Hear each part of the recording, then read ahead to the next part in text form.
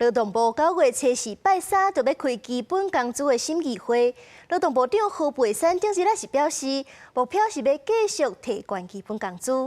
新劳这边是5万公会当加4%，不过头家迄边是5万公是增加3%至4%之间就好。若是劳保决议要加4%，这基本的月给就会到28,570块，做3工的是1点钟190块。台湾基本工资连续8年调悬，这个月初4要举行最低工资审议委员会，决定明年最低工资。外界预测这届最低工资可能会调悬，不过物价敢会受到影响，引起民众的关心。成本增加，那物价就会上涨。就算薪水涨了，也没有办法抚平现在物价通膨的问题。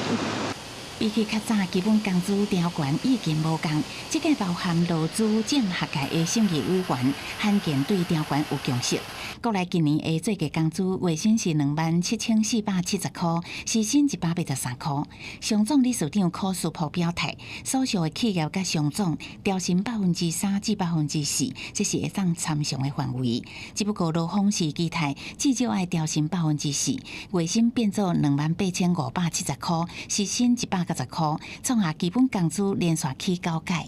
最低工资的一个审议委员会的调幅至少要到4%。当基本工资调涨的时候，对于国内的一个改善低薪的劳动环境是有帮助。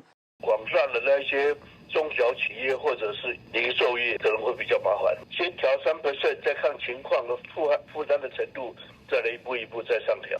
有关基本工资调整方向，行政院长杜英台表示，经济果实应该爱予全民共享，呼吁委员会爱考虑经济成长率、加消费者物价指数做讨论。学者认为，最低工资调悬虽然会当吸引人力投入就业市场，不过嘛有可能致使雇主无要增加人力。因为调高最低工资，让他的经营状况出现一些困难，他搞不好就不再增加人，不增聘，坦白讲，对于缺工的解决也是有帮助的，因为需求就减少嘛。最低工资调悬敢会引起物价大起？有专家认为，民众实际所得增加，可能带动需求有关通货膨胀，这是良性的通货膨胀。